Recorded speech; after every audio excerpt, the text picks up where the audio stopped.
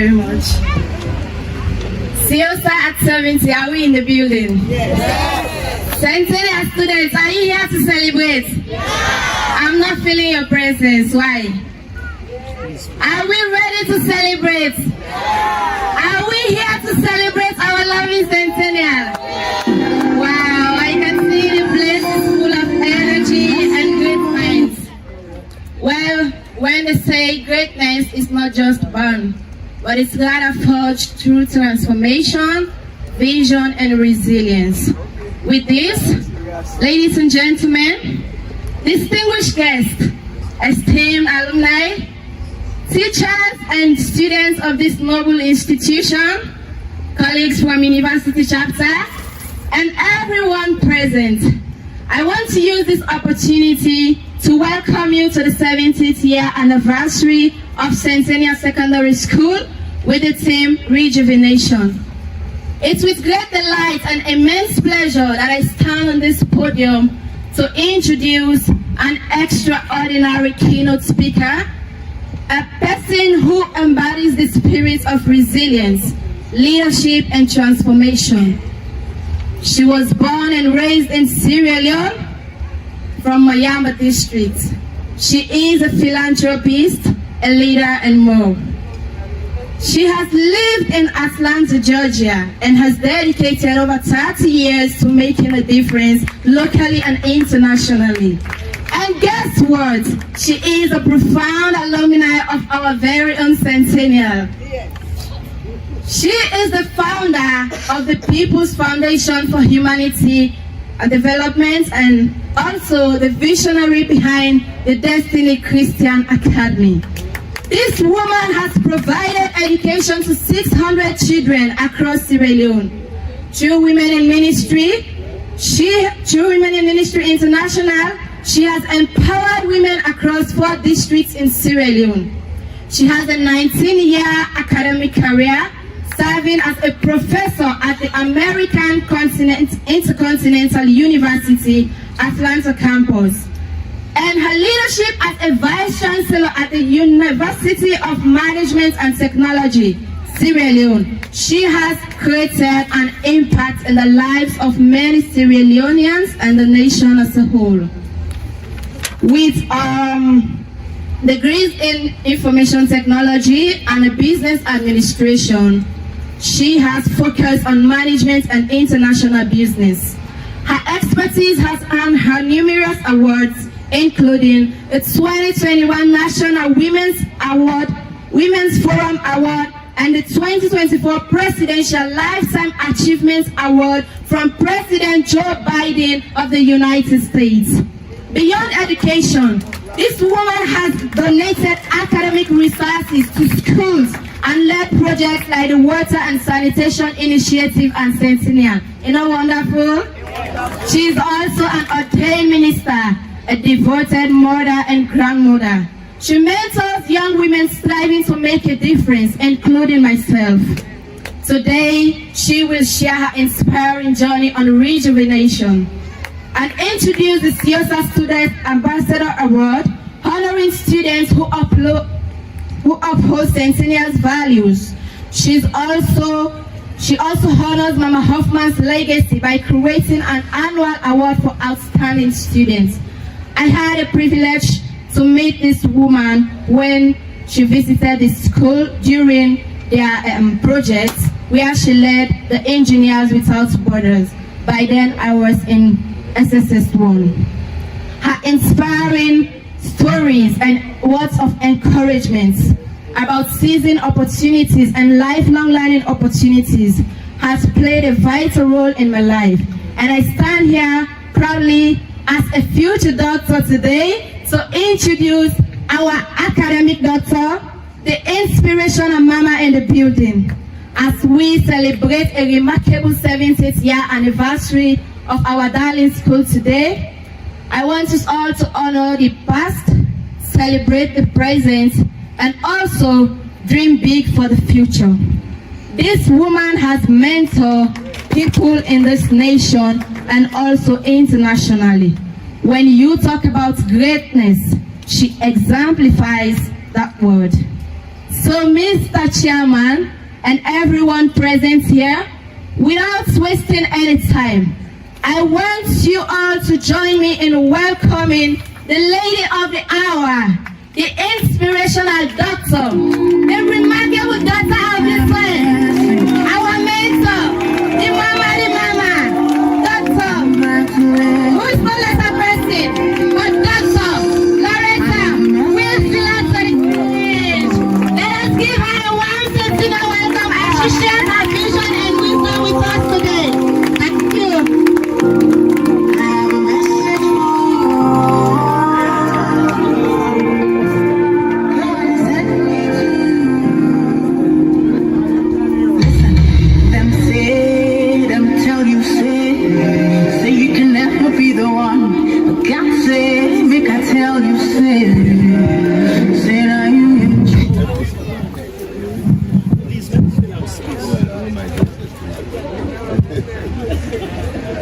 Thank you very much, Madam Asiatu,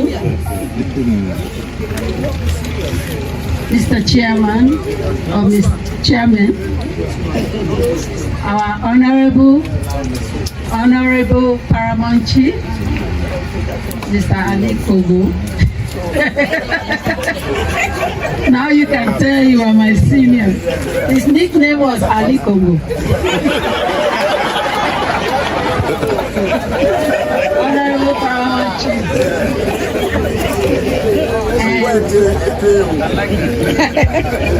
I should not say it here.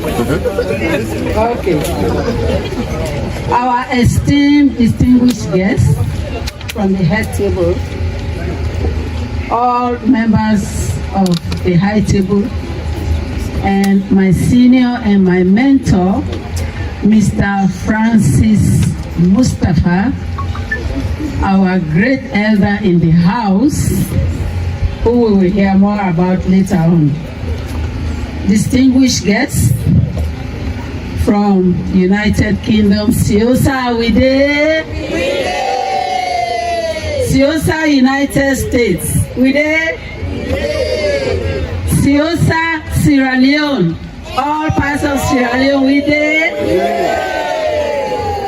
Our award-winning teachers, our presidential awardee, Principal Senge, Ide? Okay. And the best producing principal of best students, Mr. Fortune. I acknowledge you, sir. Jones House. Yes. Well, we had the presidential award. Leon had, what is Principal Senge? Okay, well, we have the one from United States. That is a single man. And distinguish all friends of Centennial, and of course our very important students who are here today. Centennial students, can you stand up and say we did? Centennial students, are you here? Let's see you stand up. Yeah, very good. I'm happy to hear that. And I really acknowledge you for showing up. After I've learned that there are 1,300 students, there are over 1,000 students. So those of you who are here, I really applaud you. I'm very excited this afternoon to stand before you. I'm filled with immense pride, just like the Paramount Chief said, and gratitude. And I'm grateful to CeOSA and the authorities who selected that I perform this duty this afternoon. As we reflect and celebrate the incredible journey of Centennial Secondary School, today marks a very special moment because we commemorate 70 years of this prestigious institution. Also, we are celebrating the rejuvenation of our lost glory. The best, I'm glad the Paramount Chief came in because I was trying to think of what year was that when Centennial came best in this nation, the whole nation. including Freetown, Bo, all over. Centennial came #1 to go to university.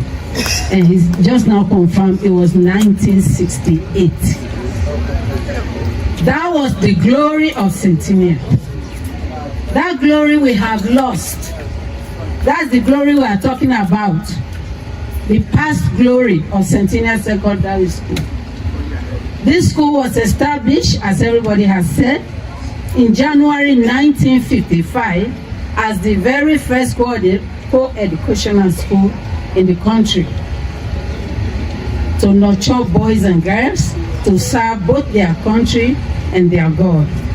So over 70 years, Centennial has contributed immensely to the development of this nation through alumni stakeholders. Una clap for Centennial alumni. Because we were once a beacon of excellence. In the days of Centennial, we were nicknamed Oxford of the South. A place where the brightest minds were molded and future engineers and scientists and intellectuals found their academic roots. In fact, I think 2 classes before my generation, I'm not sure if that was the generation of Dr. Yoma and others, 15 science and engineering students were admitted at FBC, Forabe College. Out of those 15 students, 9 came from Centennial. 15 students. This is the glory I'm talking about. We need to rejuvenate that glory. That's why this afternoon we are talking about rejuvenation of Centennial. The students who walk these corridors went on to shape the future in a variety of fields, making Centennial a powerhouse of learning and innovation. Also, we were recognized in public examination results, setting a high standard of excellence across this nation. That glory we had lost, we are here to rejuvenate that glory. You know, this is not strange if you read the history of great institutions. As with all great institutions, Centennial was not immune to challenges of time. It has not been easy. In fact, it all started when we had the retirement of the first black principal, J. Allen Kwenge, who was married to Lauretta Will, a younger sister of my father. Both of them are laid to rest among the missionaries. Lauretta Will and my father, they are laid to rest in Pangaya, and I was so happy to see CeOSA visit that graveyard of history where those missionaries were laid to rest, who groomed us, who trained us. Mrs. Minimal, I went to Minimal Memorial Girls School in those days. Minimal was #1 in the nation for years and years and years. It's in the history books. The graveyard we honored this week. Thank you, CeOSA. CeOSA went there and they refurbished those graves. For the first time, I knew that Mrs. Minimal's grave was marked 1906. So you can imagine how many years our missionaries have been here. And the little boy, Norman Baker, was a small boy who got drowned in the river. All students of Centennial should know that story. He was laid there. He was only about 5 or 6 years old. I don't remember how old was Norman. I think he was about 9. 9. Yes. Auntie Miriam. Yes, sir. How old was Norman Baker? About 8 or 9. About 8 or 9. Paramount Chief said about 8 or 9. So that little boy drowned here. That was the founder's child. Not drowned. The founder of Centennial Secondary School, These were missionaries who founded Minimum, Danville UBC, and Centennial. And I went to Danville UBC school. And one of the things that really left a mark on me when I was growing up, let me make everybody understand, especially the JSS students who may not understand what that word means. Everybody has been talking about rejuvenation. But what does it really mean to rejuvenate? To rejuvenate means bring it back to life. Something like that, revive it again. If I can think of something like that, I will think of the Easter lily flowers. How many people know about those flowers that come around at Easter time? When Easter is over and the weather is rough, they wither away and they dry up and they are dead. They look dead. When they disappear, you don't see them anymore. Another Easter comes around, you see them all sprout up in many, many colors. Pink lilies, white lilies, yellow lilies, beautiful in their glory. I grew up in Minimum, Bond, by the riverside, Kwangwaya by the riverside, and Matrujong by the Jong River. So those were the environments where the Easter lily grew up and bloomed, beautiful flowers. But when I was small, I was always disappointed when for the rest of the year, I don't see them anymore. They are gone. They just wither away, and then they die. What happened to them? Until I grew up, before I understood that they were dead, but they were not really dead. Under that ground was their DNA. Yeah. That glory was under their buried. Allow them the right environment, they will spring up again. And Easter time, you will see yellow flowers, you will see pink lilies, you will see red lilies. That is Centennial. In those days, our glory, our name was #1 in this country and abroad. But what happened over the years? How did we lose our glory? We are not immune to time. This happens with aging. And like I said, the first black principal, J. Allen Penge, there was student uprising because the students were not happy with the replacement. And then another student assault came during my time. The student assaulted Dr. A.K. Lavalley, one of the best principals in the school. When those things happened, there became a decline in the school's image, not just within Sierra Leone, but even all over the world. Good qualified teachers shied away from Centennial. I would not have come there because they were saying students are violent. Who wants to go and be beaten up? If they can beat up their principal, I'm not going to teach there. So we lost. All the Peace Corps were withdrawn. Some of the missionaries left. We had no qualified educationists. And that created an insurmountable gap in the quality of instruction that led to the decline of Centennial. Like we have not been beaten enough. Like the Easter lily has not shredded enough. There came 11 years of rebel war, which devastated not only Centennial, but all schools in Sierra Leone.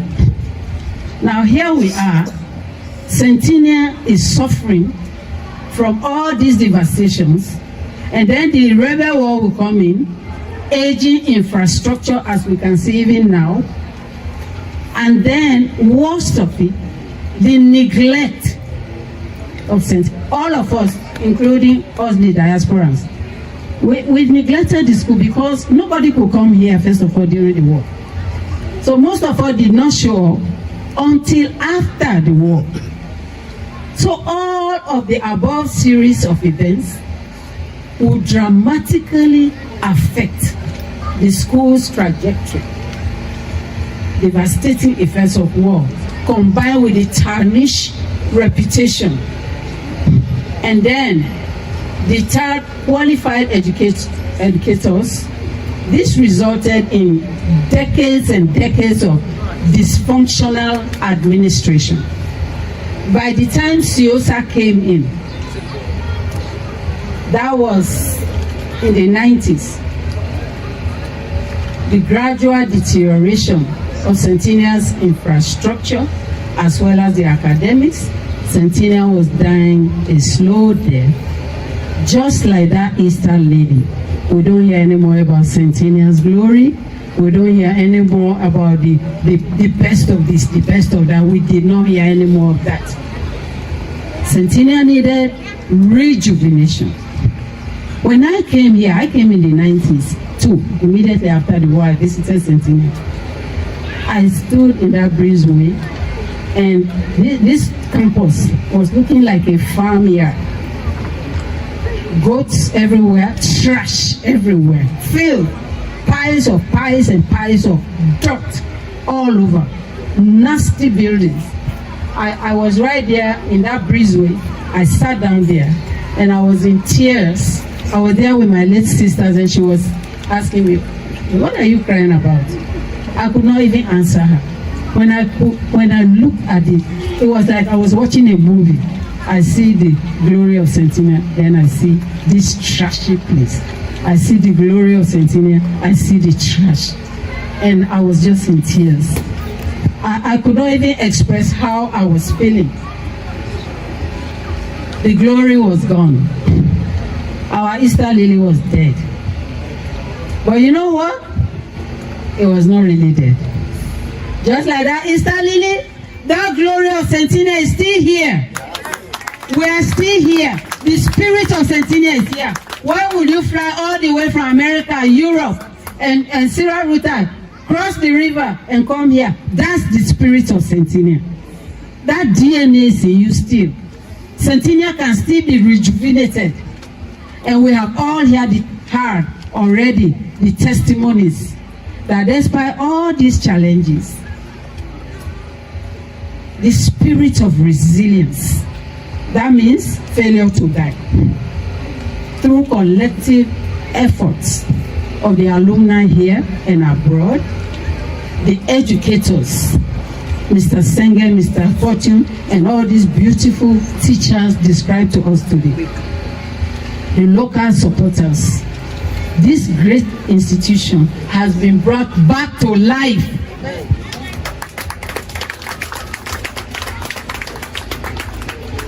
Centennial is being rejuvenated.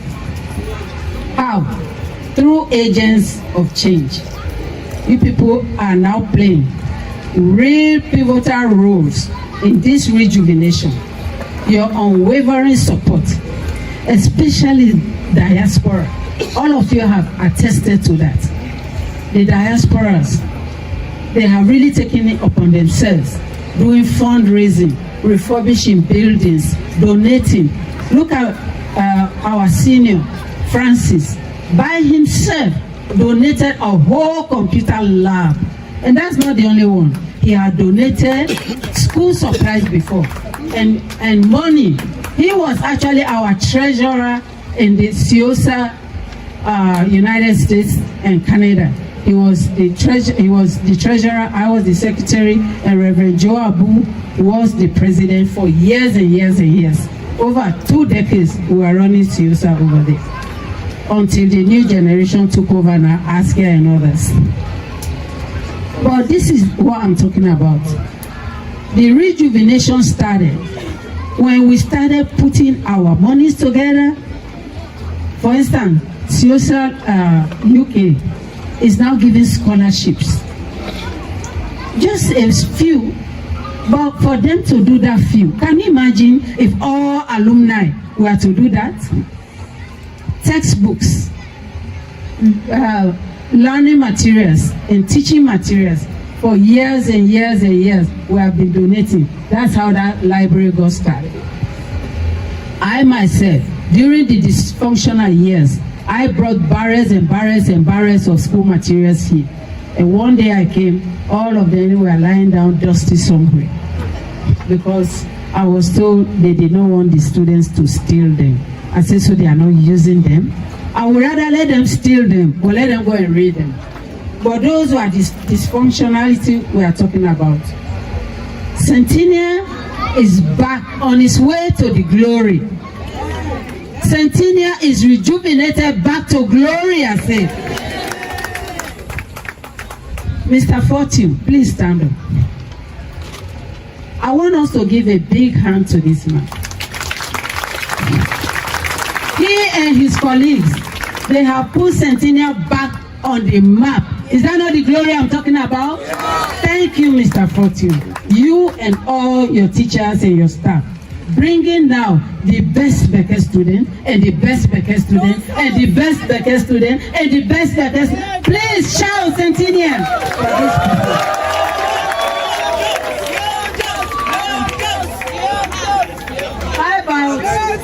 How about our presidential awardee? Where is he? Where is Mr. Senge? Our presidential awardee, I want us to give him a big hand for him to be the best principal in this whole nation. That is the glory of Centennial I'm talking about. The glory is back. Centennial, our Easter season is here now. You know that Easter flower I told you about? That bulb is always under there. It will not come around unless you create the environment, unless the weather is nice. If it's too hot, it's going to dry up and go away. If it's too rainy season, it's going to die and get rotten.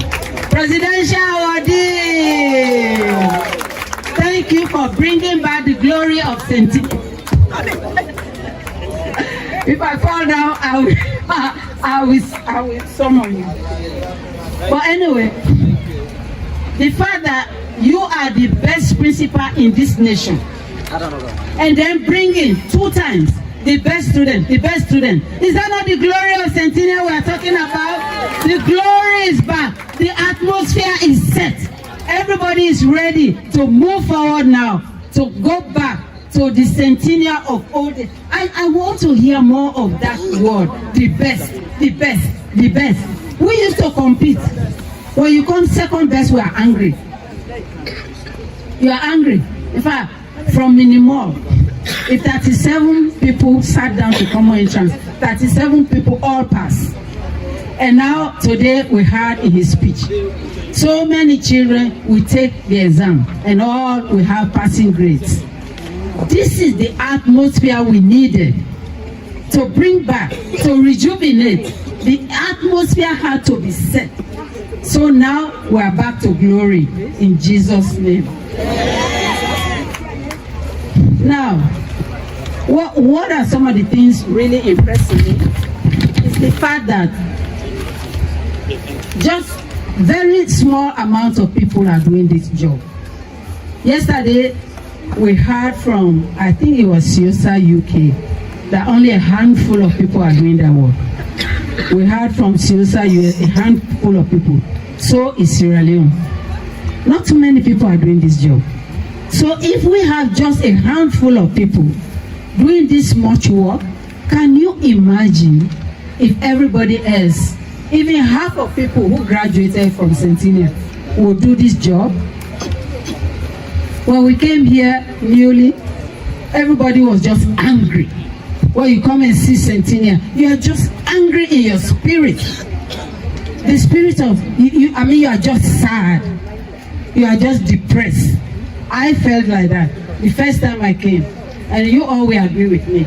The first time, 10 years, 20 years ago, if you saw this compound, you would be angry. I felt like that. And in CeOSA US at that time, we were all just angry. We were so angry that we didn't want to do anything else for Centennial. But we held on. That was under the regime of Reverend Joabu, my elder Francis there, and myself. We were in the leadership of CeOSA. Almost everybody got discouraged in America. They did not want to even have anything to do with Centennial. But we held on. In fact, the last meeting we went to was in Maryland. And at that time, on this campus, there was no toilet facility. When I say there's no toilet facility, it was a palm touch over there. The children went to the bush, they went to River Jump. There was no water on the campus. They had to go to River Jump to drink, to do things. That was how bad the campus was. Most of you here are new generation. You did not see that. We thank God. So when we saw that, after that meeting in Maryland with CeOSA North America, we had one of our Peace Corps there, Mr. Ross Zick. Brother Francis, you remember that meeting? Ross Zick came and suggested to us, do you all know about Engineers Without Borders? I had never heard of them. I've heard the name, but nobody pays attention. So when we left that place, I went back to Atlanta, my home, and I Googled Engineer Without Borders. And I did thorough research on them. Then I started writing a project after I have learned a lot about them. After writing the project proposal, I sent it to Mr. Z to help me review it. He said they are not going to approve your project. I said, why? He said your project is full of anger. He said you are writing like you are complaining and complaining. Now remove all the anger in your spirit. Write like a professional. Appeal on behalf of a poor nation that just went through war. The children don't have toilet, they don't have water. Write in that tone. Don't come and fight with them. So I did exactly as he said. And I sent, and guess what? The project was approved. That was the beginning of Engineers Without Borders. One student, one stroke of a pen started this whole project that is still ongoing, my children. One student wrote the project, two students, CeOSA students, we implemented that project. That time, Elder Mustafa was now building his school over there because God had called him to another mission. So Joe Abo and I were the only ones left. So both of us started coming back and forth with the engineers for 11 years. If we are going to do electric work, we come with the electrical engineers. If we are doing solar work, we come with the solar engineers. We kept going back and forth until those engineers built the toilet facilities and the solar panel over on the administrative building and the sanitation, the water system by that kitchen was where the borehole was built. So now we had water, sanitation, and light in the campus for the first time after decades. That was the beginning of the glory of Centennial. So that was the beginning. What I'm trying to say, if one or two students can use their gift and talent to do such a work, all of us here, we have been gifted in different areas. We all have time. We all can pray. We all can volunteer. Everybody has the same amount of time. God gave us all 24. You have 24 hours in the day. I have 24 hours in the day. So if nothing else, there is a lot we can do. Those sanitation and water systems were revived. And then the refurbishment of this, I think it was European Union, that was another monumental achievement that restored dignity and comfort to the students. It was rejuvenated. Centennial was rejuvenated. Under the leadership of Principal Senge, we have now experienced significant improvements, especially in academic results. I remember the first time he took over, when I came, I asked how many students passed the Becker and the WAS. Do you know how many students passed? 0. 0 passed for Becker, 0 passed for WAS in those years. Today, you heard their testimonies. So, under their administration, excellent academic results, Centennial's reputation as a top-tier institution is now being gradually restored. Students are once again excelling in public exams. This is what I call rejuvenation of Centennial. And then, one thing I have noticed is that all this work we are doing, we are not really dragging the new generation along with us. Somebody more experienced would have done introduction of the keynote address. We deliberately selected a young generation to do that so that we will start including them. They are CeOSA also. Are they not? They are all over the colleges, all across Sierra Leone. These old students, while we celebrate the progress made so far, I am urging the new generation, as well as the current generation, including those in college, that the time has come for you to rejuvenate Centennial. Look at her performance. Did she do that introduction well or what? Did she? Can we give her a clap of hands? Everybody says excellent. That is the rejuvenation of Centennial. Let us drag with us the new generation. Yesterday there was a reunion, get together. I did not come because I am old school now. I was tired whole day. I had to take my rest and prepare for today. But I asked them, I said, how was the reunion yesterday? All the young people said, it was too old school for us. They said, all the music was old school. So do you see what I'm saying? We are not including them. So you know what I told them? I said, next year, I will chair. You will be part of the planning committee. All the new generation, we are going to drag you. You are going to be part of us. By the grace of God, you will be part of that committee. The time has come for you to take over, to rejuvenate. Many of us alumni, including myself, we are gradually, somebody say fading away. Gradually, Centennial was born January 19, 1955. I was born June 19, 1955. Now, who would have thought that at the time Pa Baker them were building this school, there was an unborn baby, 6 months in the mother's spring, that they were building this school to raise me to stand before you today. Who would have thought that? Today, what we are doing today, who knows what we are doing today?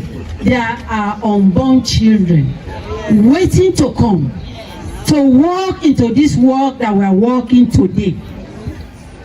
Let us involve them. We are transitioning into retirement.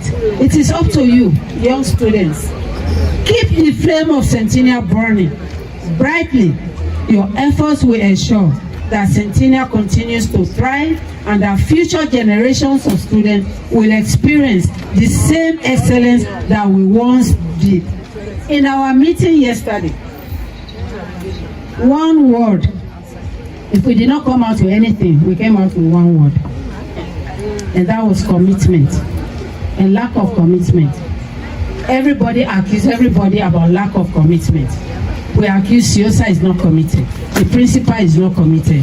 The mature community are not committed. The teachers are not committed. Nobody is committed.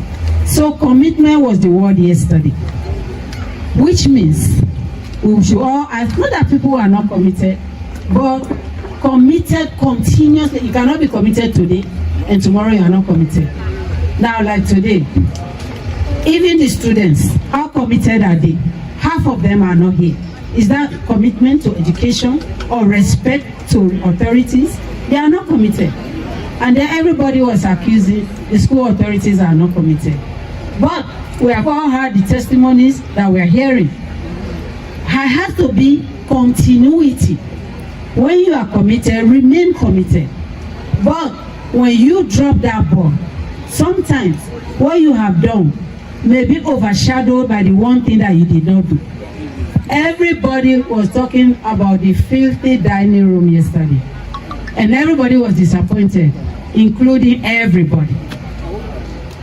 CeOSA, diaspora, and the other CSS in Sierra Leone who traveled here cleaned the dining hall for us to be able to eat. That aggravated everybody. So, what are you know, there's something somebody can do. Each of us here are equipped. When God created us, He equipped you. He empowered you. He already gave you your gift and your talent. Look at the young guy that was singing here today. Did we all enjoy that song or what? He created that song by himself, and he was so gifted, he had to share. Now he's going worldwide. Who knows why that is going to take him? So, what I'm saying is this. Everybody has a place to rejuvenate Centennial. Everybody. I mean everybody. People who cook for us. My family home here, last night, they were complaining, guess about what? The food was too much, and now they have overeaten, that there was so much food. So what? The cooks did their job. That was a gift, that's a talent, that's their time. And they did great job, because if the food was not delicious, nobody was going to be eating so much. So that is also a talent. There are so many ways that we can revitalize and rejuvenate Centennial. I am now calling on 70 years of work to see what we can do in the next 70 years. The labors of those before us, those that went before us, it is their footpath that we are walking.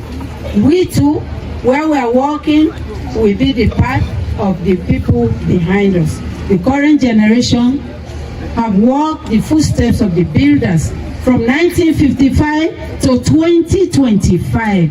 So can you imagine now, from 2025 to 2026, what is the next generation? 2025 to 2125, that's 100 years, right? 2025 to 2155, when Centennial was built.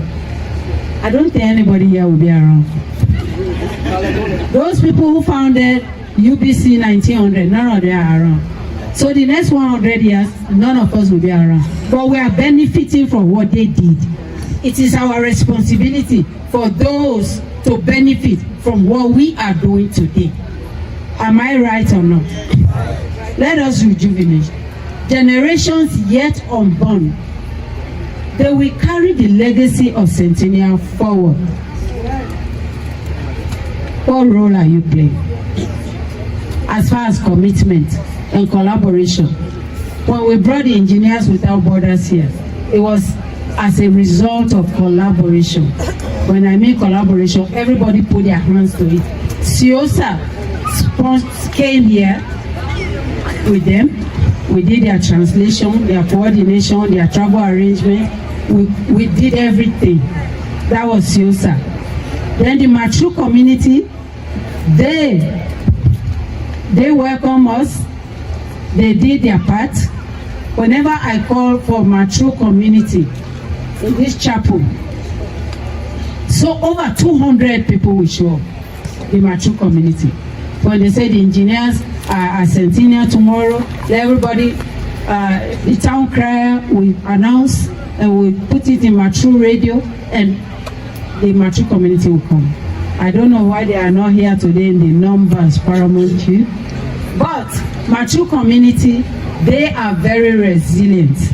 Like we heard, even with this that we have done. Our esteemed paramount chief here, he donated a whole cow just for us to have good meals. A cow. We have other people who donated bags of rice. Those are the commitment and collaboration I'm talking about. You work with the administration, you work with the community, you work with the faculty, the school administration, and we all work together just to bring about a change. Finally, I'm calling, making a clarion call for CeOSA especially to establish the kind of Centennial that will belong to us. Ownership. Let me call it ownership. Let us own Centennial. A lot of schools in Freetown, including St. Edward's, they have taken complete ownership of their school. Now, no government paramount chief is going to tell them, don't discipline your child in school. Nobody, because they own their school. They make their policies. They make their rules and regulations. They pay their teachers. They do everything. They don't want a dime from the principal. Was telling us that up till now, they don't have the little stipend they give. If we take ownership, we don't have to depend on the government. We make our rules. We will make our policies. We will make disciplinary actions just like the paramount chief was describing. When we were in school, anybody who did not attend a program like this, you don't want to see Monday morning. You don't want to see Monday morning. So this place will be jam-packed because of disciplinary measures, which is now absent. Let us take ownership. Let this message go worldwide to CeOSA all over the world. Come back and take ownership of this school. All that encroachment you are talking about, nobody will touch our property. The school disciplinary thing that is missing, nobody will tell us what to do with our school. So we need to take back our Centennial, take ownership of Centennial. Mistakes will be made, of course, and mistakes have been made. We have praised and praised and praised the marvelous job our school authorities have done, but they have also made a lot of mistakes. One of the mistakes is lack of communication or slow responses, because we have lost scholarships, we have lost donations, we have lost monies because of, and I can understand, sometimes you can become too busy, but it should not be at the expense of people who are trying to help you. It is a collaborative effort. If CeOSA is trying to bring scholarship and the sponsors are waiting for a response, and the school authority is not responding, that connection is broken and we'll lose that opportunity. It's just one example I'm saying, that we have to collaborate. I'm not condemning anybody. I'm just saying, moving forward, let us work in such a way that we will not drop the baton. Let us have the spirit of Centennial. That's my commitment today, that we all work together as one family of Centennial. Let us pledge to pray for Centennial, to honor the legacy of giving our best to ensure the future shines even brighter. Let us be custodians of this treasure. 2025 to 2155, can you just take a minute and imagine how that world will look like? I'm sure robots will be here all over the place. Flying cars will probably bring you to the CeOSA convention. 2155. So let's prepare for such a generation. How do we contribute?